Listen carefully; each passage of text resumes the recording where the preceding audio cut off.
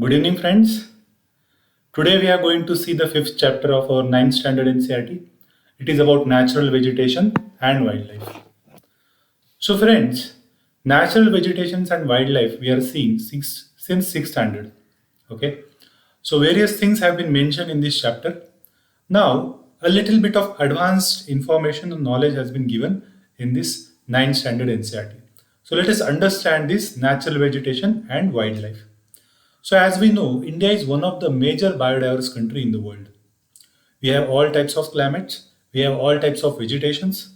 Okay, so we have all types of flora and fauna which is found all over the world. So let us understand what are the flora and fauna and what types of vegetations which are present in the different parts of the country.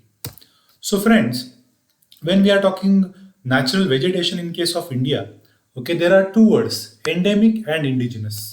Okay, so endemic and indigenous means those plants and animals which are found only in your country and not in other country. Getting it? So they are called as endemic. Indigenous means what? Indigenous means they are found in your country, origin is in your country, but they are also found in some other countries. Okay, so these are endemic and indigenous. This is meant by endemic and indigenous. Natural vegetation, another similar word is virgin vegetation. That means a natural vegetation itself. So we have huge natural vegetation. So there are very high biodiverse countries in the world. We are among top 15 high biodiverse countries in the world. So one of the 12 mega biodiverse countries in the world, India comes. So in terms of biodiversity, we are very high. So, friends, we have all the floras and faunas which are found almost in all the parts of the world. So that either their species or subspecies are present in case of India. So, plant species, if we see, we have almost 47,000 plant species found over in India. So, in that case, we are 10th place in the world, 47,000. Okay, fourth place in case of Asia, and we have 15,000 flowering plants. That is 6% of the world's total flowering plants. So these figures are very important from prelim point of view. Getting it? Very important. You should remember them from prelim point of view. One of the figure can be asked in the environment. Now, when we are saying about natural vegetations and wildlife, what are the factors which determine the natural vegetation in the country? So there are 4 to 5 factors which determine the natural vegetation in the country. So these factors are, you have land, you have soil, then you have climate. In climate, you have temperature, precipitation, photo period, or sunlight, amount of sunlight. Okay. So these are the 5 factors which affect the natural vegetation. So among them, first is a relief feature in terms of land and soil. So the type of land that we have, that will determine the type of vegetation that we have, the type of animals that we have in the particular land, and type of insect, type of reptiles that we have in the particular land. Soil will also determine the fertility of the particular area. So according to the fertility of the soil, the type of trees we will have. According to the type of trees, type of animals, birds we will have. And according to their type, their predators, in this way they will go on progressing. So, first thing is land and soil that all of us know. Second is climatic factors. So, in climatic factor, you have temperature, photo period, or amount of sunlight, and third one is a precipitation. So, temperature is one of the biggest determinant of the natural vegetation and wildlife. As we know, in the desert we have different type of vegetation. In the Himalayas we have different type of vegetation. In near coastal regions we have different type of vegetation. So temperature is one of the biggest factor, as well as precipitation. Also, latitudinal position will determine the amount of sunlight that particular region will have. Without sunlight, there is no photosynthesis. Getting it? But only sunlight will not matter. As you know, equatorial region have a huge sunlight. That's why there is a huge biodiversity. But desert region also have a huge sunlight, but there is no biodiversity over there. So along with sunlight, you need precipitation. Along with that, you need to maintain the temperature. So depending upon the temperature, different zones have been calculated, different zones have been categorized. So first, let us say tropical region. So tropical region, you have average temperature. Okay. So mean average temperature is 24 degrees or more. Subtropical region, you have mean average temperature 17 to 24 degrees. Temperate region, you have 7 to 17 degrees. And alpine region, that is a higher latitudes, we have 7 below 7 or 7 degrees.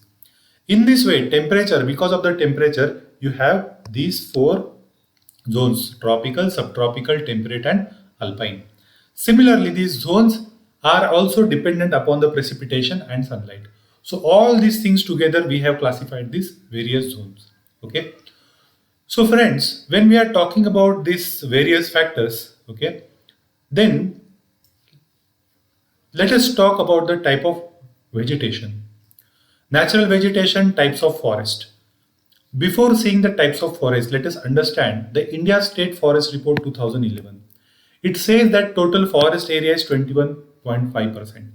If you see the 2019 report, total forest land is 24.56%. So almost 3.5% increase is there in the total forest cover from 2011 to 2019. So this question is this point is very important from our prelim. Now, let us understand the types of vegetation or types of forest in case of India. So, as we know that there are various types of forest, okay, we have almost five types of forest.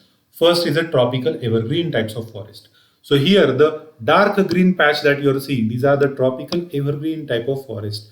Northeast and western parts of the Western Ghats, parts of the Tamil Nadu. These are the tropical evergreen forest. Second one is a tropical deciduous forest. So two-thirds of the India you can see is almost covered by the tropical deciduous forest. So this faint green color, okay. So this faint green color you can see over here. This is a tropical deciduous forest, okay. Then next is a tropical thorn forest or tropical shrub forest, okay. So this tropical thorn forest or tropical shrub forest, you can see this Rajasthan and some part of the Karnataka and Maharashtra. Okay. Then you have montan forest. Montan means mountain forest. So you can see this mehendi color or whatever parrot color, some people call it as. So this is a mountainous region. So you have montan forest over here. So this is a montan forest.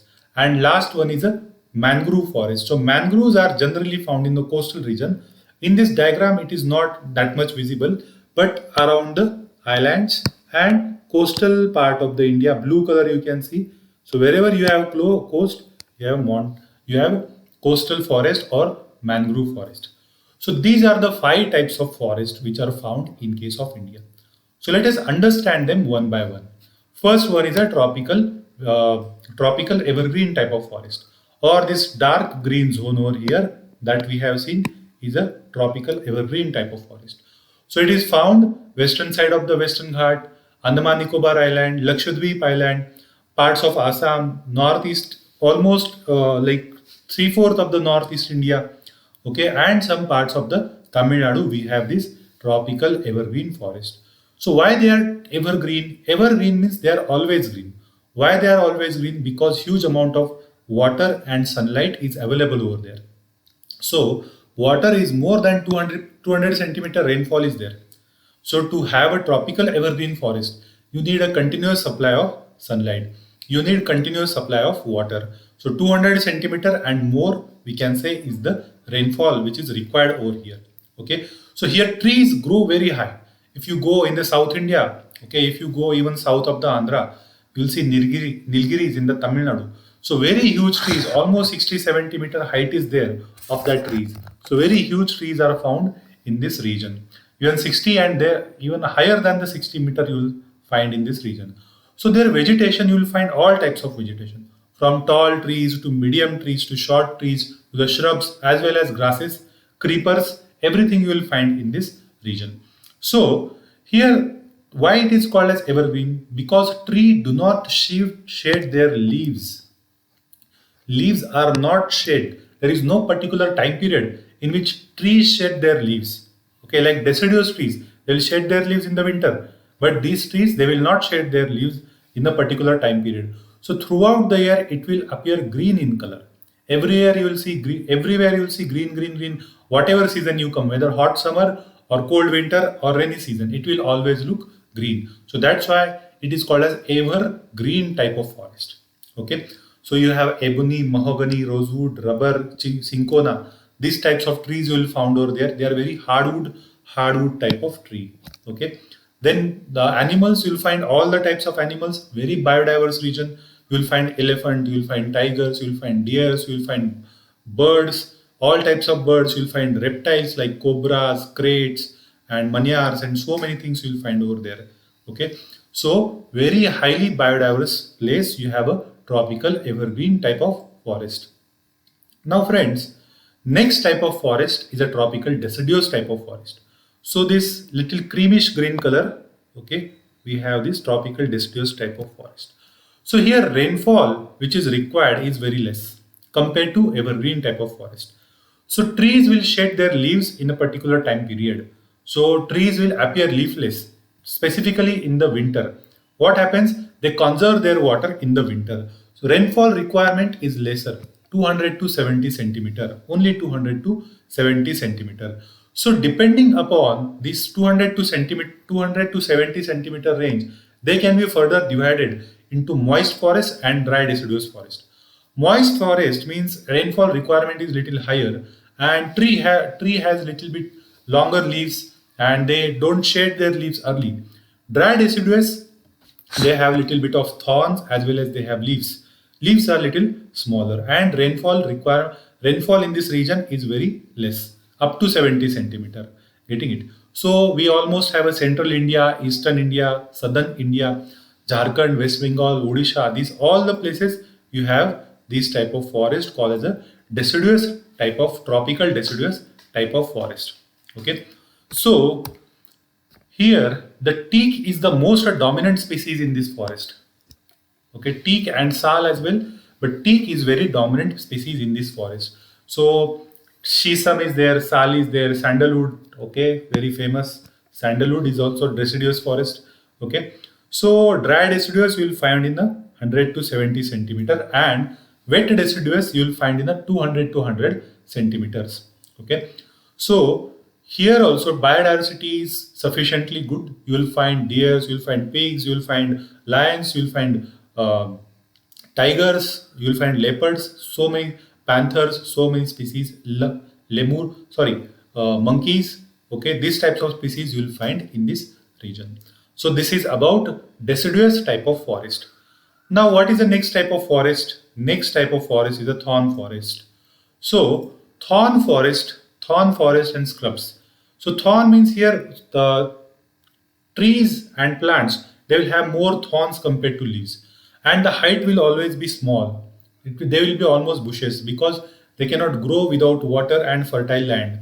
So desert region, we know land is very less fertile and water is very less in this region. Rainfall is very less, almost less than 70 centimeter rainfall is always there. So you can see this region, yellowish region, creamish yellow region. Okay, central part of MP, some part of Maharashtra, some part of Andhra and Karnataka, parts of Gujarat, and most of the parts of Rajasthan. You have this type of thorny and scrub type of forest. So here you have acacia, you have date palms, you have cactus, you have aloe vera type of plants over there. Okay, so they have specific modification in their bodies, like they have developed thorns. Their stems are very juicy.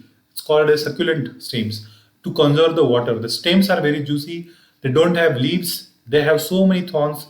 Their roots, they are going deeper into the soil to absorb more and more water. Sometimes outside they will look dry, but actually at the root they are very alive. Okay, so here they have nocturnal animals. Okay, in terms of fauna wise, if you see, nocturnal animals dominate this region. So you have rats, you have mites, you have rabbits, fox, wolf, lion, okay, horses and camels. So those who can survive this extreme type of condition and eat less, drink less, and they can generally come out in the night. These types of animals you'll find in this region. Population of birds are always very less in this region because less things are there to survive. Birds cannot survive in this harsh condition. So you know, great Indian bustard, these types of birds you'll find in this region. So great Indian bustard cannot fly much higher, like a hen or like a peacock. They cannot fly much high.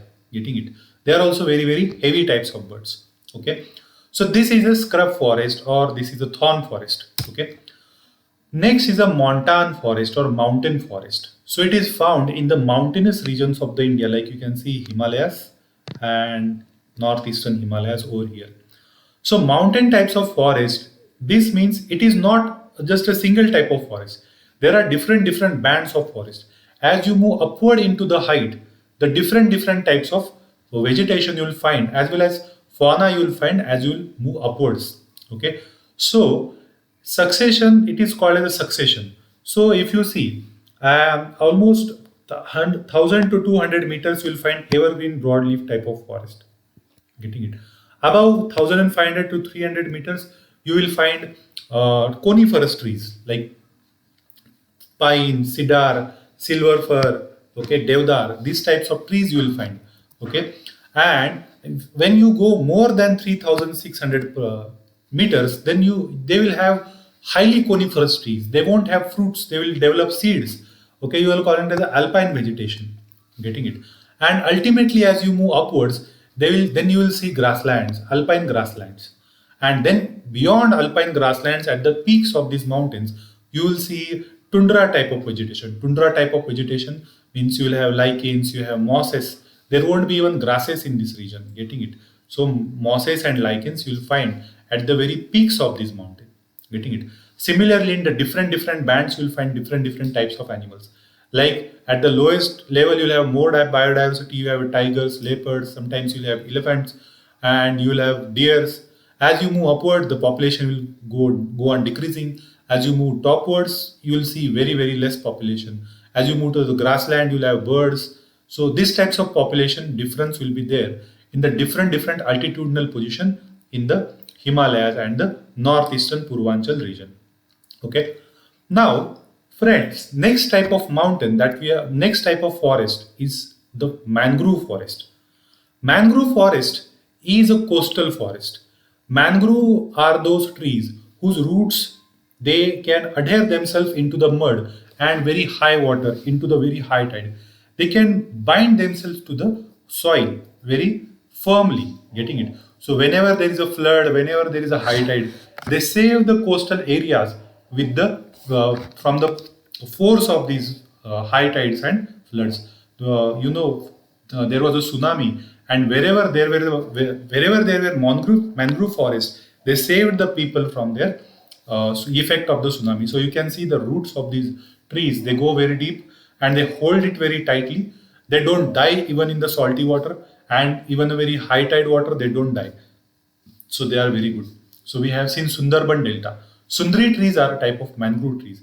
They don't rot in the water. Even their wood is very lightweight and very enduring. So you can make ships out of them. Okay. So these forests are found on the coast of rivers, on the coast of seas like Ganga Brahmaputra river deltas. Okay. Then you'll find on the coast of Gujarat, coast of Maharashtra, coast of Andhra. Okay. So here you will also find coconut, kevra, agar, and so many other palms, so many the uh, small nut is used for making pan and pan masala and so many things. These are also type of palms that you will find in this region. So animals which are found in this region, somewhere you will find saltwater crocodile, somewhere you will find freshwater crocodile, fowl, birds are in larger quantity than tortoise, turtles. Bengal tigers are also found in the West Bengal and that region. Getting it? Snakes are also found in this region. So these types of different faunas are found in this type of region. So friends, these are very important mangrove forests and they have very high importance. Along with these plants, along with this forest, we have medicinal plants as well. So your NCRT covers medicinal plants as well. So there are almost 2,000, 3,000 plants are mentioned in the Ayurveda. Okay. So here World Conservation List or Red List, which keeps this data about medicinal plant. They have mentioned 352 medicinal plants in India, out of which 52 are critically endangered and 49 are endangered. So they are different level. of their threatenedness.